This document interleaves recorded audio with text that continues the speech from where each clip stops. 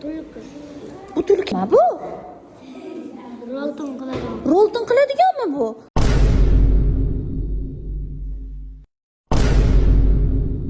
Degan joying.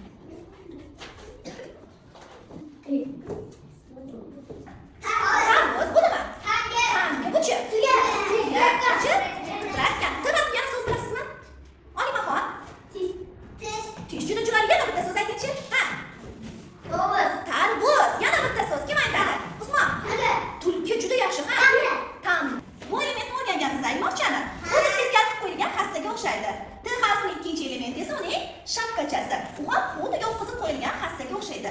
Shu ikkita elementni birlashtiramiz. Ilmoqcha, shapkacha. Oson ekanmi? Takrorlaymiz. Havo harakati bilan. Ilmoqcha, shapkacha.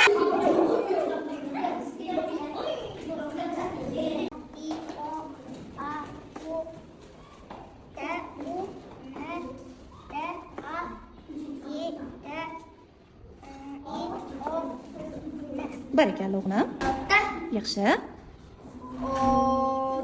Yo'q. Yo'q, o emas. O qaysi harf edi? Yaxshi. Juda yaxshi.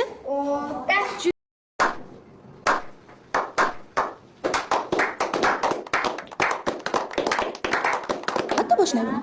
Juda yaxshi. Balandroq. Yo'q, tini emas. Bu ham unli harfimiz i. Yaxshi. Juda yaxshi 5 tashi. Ana o'g'lim, bu nimani rasmi? Top. Top? To'pmi bu? O, tar. Tarvuz. Bu-chi? Tulki. Bu tulkimi? Bu nima? Bu kemiruvchi. Sichqon bu. Bu nimani rasmi? Ho'p, bu-chi? Nima bu? Rolton qiladigan. Rolton qiladi.